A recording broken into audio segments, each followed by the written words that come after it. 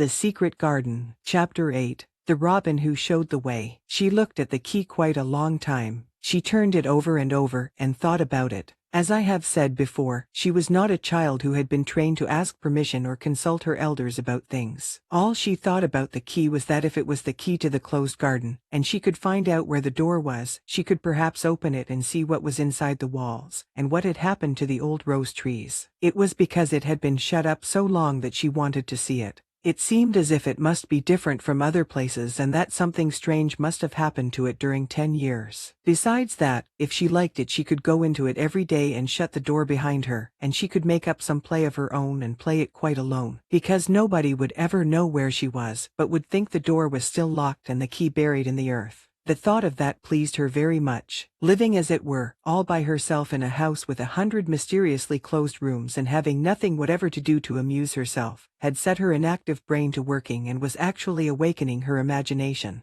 There is no doubt that the fresh, strong, pure air from the moor had a great deal to do with it. Just as it had given her an appetite, and fighting with the wind had stirred her blood, so the same things had stirred her mind. In India she had always been too hot and languid and weak to care much about anything, but in this place she was beginning to care, and to want to do new things. Already she felt less contrary, though she did not know why. She put the key in her pocket and walked up and down her walk. No one but herself ever seemed to come there, so she could walk slowly and look at the wall, or, rather, at the ivy growing on it. The ivy was the baffling thing. Howsoever carefully she looked she could see nothing but thickly growing, glossy, dark green leaves. She was very much disappointed. Something of her contrariness came back to her as she paced the walk, and looked over it at the treetops inside. It seemed so silly, she said to herself, to be near it and not be able to get in. She took the key in her pocket when she went back to the house, and she made up her mind that she would always carry it with her when she went out, so that if she ever should find the hidden door she would be ready. Mrs. Medlock had allowed Martha to sleep all night at the cottage, but she was back at her work in the morning with cheeks redder than ever and in the best of spirits. "I got up at 4 o'clock, she said. "Hey, it was pretty on the moor with the birds gettin' up and the rabbits scamperin' about and the sun rising didn't walk all the way. A man gave me a ride in his cart and I can tell you I did enjoy myself." She was full of stories of the delights of her day out. Her mother had been glad to see her,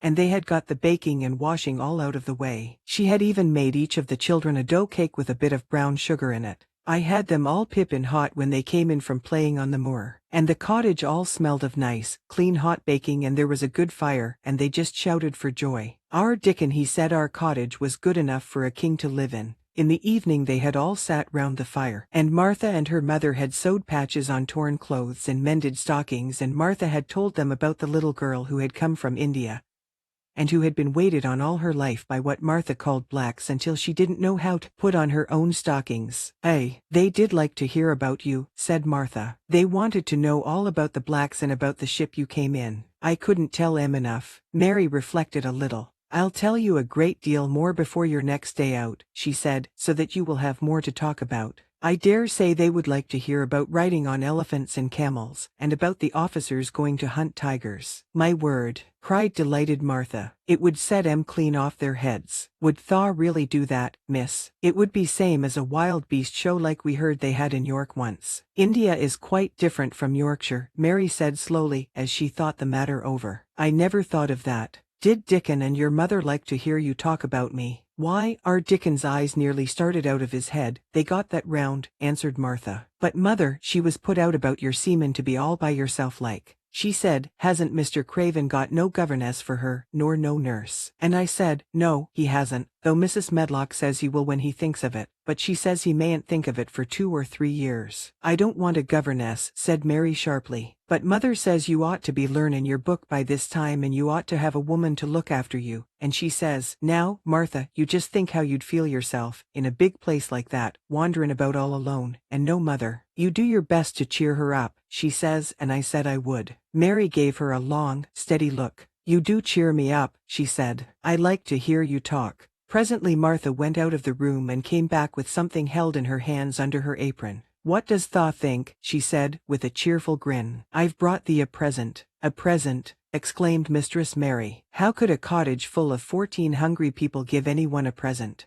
A man was driven across the moor pedlin, Martha explained, and he stopped his cart at our door. He had pots and pans and odds and ends, but mother had no money to buy anything. Just as he was going away, our Elizabeth Ellen called out, "Mother, he's got skippin' ropes with red and blue handles." And mother, she calls out quite sudden, "Here, stop, mister. How much are they?" And he says, "Tuppence." And mother, she began fumbling in her pocket and she says to me, "Martha, thou's brought me thy wages like a good lass, and I've got 4 places to put every penny, but I'm just going to take tuppence out of it to buy that child a skippin' rope." And she bought one, and here it is. She brought it out from under her apron and exhibited it quite proudly. It was a strong, slender rope with a striped red and blue handle at each end, but Mary Lennox had never seen a skipping rope before. She gazed at it with a mystified expression. "What is it for?" she asked curiously. "For," cried out Martha. "Does tha mean that they've not got skippin' ropes in India, for all they've got elephants and tigers and camels? No wonder most of 'em's black. This is what it's for, just watch me." And she ran into the middle of the room and, taking a handle in each hand, began to skip and skip and skip, while Mary turned in her chair to stare at her. And the queer faces in the old portrait seemed to stare at her, too, and wonder what on earth this common little cottager had the impudence to be doing under their very noses. But Martha did not even see them. The interest and curiosity in Mistress Mary's face delighted her, and she went on skipping and counted as she skipped until she had reached 100. "I could skip longer than that," she said when she stopped. "I've skipped as much as 500 when I was 12, but I wasn't as fat then as I am now, and I was in practice." Mary got up from her chair, beginning to feel excited herself. "It looks nice," she said. "Your mother is a kind woman. Do you think I could ever skip like that?" "You just try it," urged Martha, handing her the skipping rope. "You can't skip 100 at first, but if you practice you'll mount up. That's what mother said. She says nothing will do her more good than skippin' rope. It's the sensiblest toy a child can have. Let her play out in the fresh air skippin', and it'll stretch her legs and arms and give her some strength in 'em." It was plain that there was not a great deal of strength in Mistress Mary's arms and legs when she first began to skip. She was not very clever at it, but she liked it so much that she did not want to stop. "Put on tha things and run and skip out of doors," said Martha. "Mother said I must tell you to keep out of doors as much as you could, even when it rains a bit, so as tha wrap up warm." Mary put on her coat and hat and took her skipping rope over her arm. She opened the door to go out, and then suddenly thought of something and turned back rather slowly. "Martha," she said, "they were your wages." "It was your 2 pence really. Thank you." She said it stiffly because she was not used to thanking people or noticing that they did things for her. "Thank you," she said, and held out her hand because she did not know what else to do. Martha gave her hand a clumsy little shake, as if she was not accustomed to this sort of thing either. Then she laughed. "Eh, tha art a queer, old womanish thing," she said. "If tha'd been our Elizabeth Ellen, tha'd have give me a kiss." Mary looked stiffer than ever. "Do you want me to kiss you?" Martha laughed again. "Nay, not me," she answered. "If tha was different, p'raps tha'd want to thistle. But tha isn't. Run off outside and play with thy rope." Mistress Mary felt a little awkward as she went out of the room. Yorkshire people seemed strange, and Martha was always rather a puzzle to her. At first she had disliked her very much, but now she did not. The skipping rope was a wonderful thing. She counted and skipped and counted, until her cheeks were quite red, and she was more interested than she had ever been since she was born. The sun was shining and a little wind was blowing, not a rough wind, but one which came in delightful little gusts, and brought a fresh scent of newly turned earth with it. She skipped round the fountain garden, and up one walk and down another. She skipped at last into the kitchen garden and saw Ben Weatherstaff digging and talking to his robin, which was hopping about him. She skipped down the walk toward him, and he lifted his head and looked at her with a curious expression. She had wondered if he would notice her. She really wanted him to see her skip. "Well," he exclaimed, "upon my word, p'raps tha art a young un, after all, and p'raps tha's got child's blood in thy veins instead of sour buttermilk.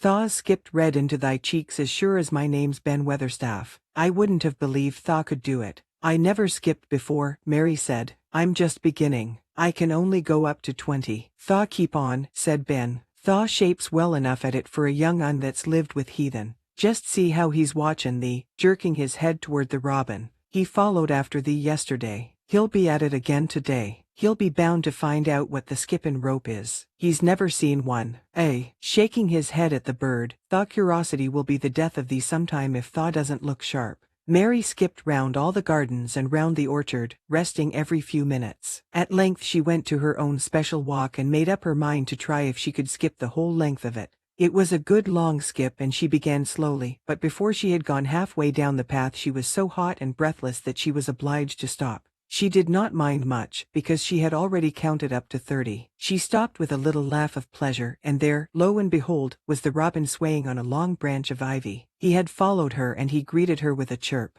As Mary had skipped toward him she felt something heavy in her pocket strike against her at each jump, and when she saw the robin she laughed again. "You showed me where the key was yesterday," she said. "You ought to show me the door today, but I don't believe you know." The robin flew from his swinging spray of ivy onto the top of the wall, and he opened his beak and sang a loud, lovely trill, merely to show off. Nothing in the world is quite as adorably lovely as a robin when he shows off, and they are nearly always doing it. Mary Lennox had heard a great deal about magic in her Aya's stories, and she always said that what happened almost at that moment was magic. One of the nice little gusts of wind rushed down the walk, and it was a stronger one than the rest. It was strong enough to wave the branches of the trees, and it was more than strong enough to sway the trailing sprays of untrimmed ivy hanging from the wall. Mary had stepped close to the robin, and suddenly the gust of wind swung aside some loose ivy trails, and more suddenly still she jumped toward it and caught it in her hand. This she did because she had seen something under it, a round knob which had been covered by the leaves hanging over it.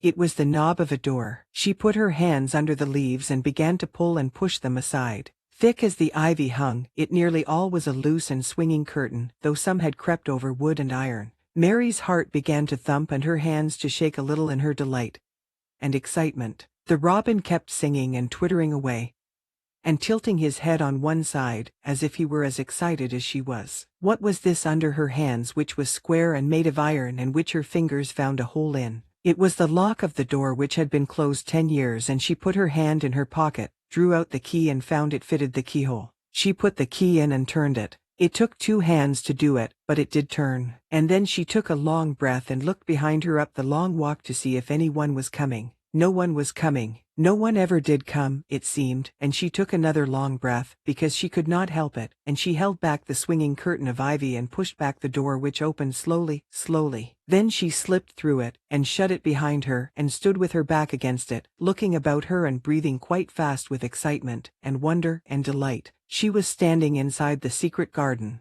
Thank you. Subscribe and comment for next chapter.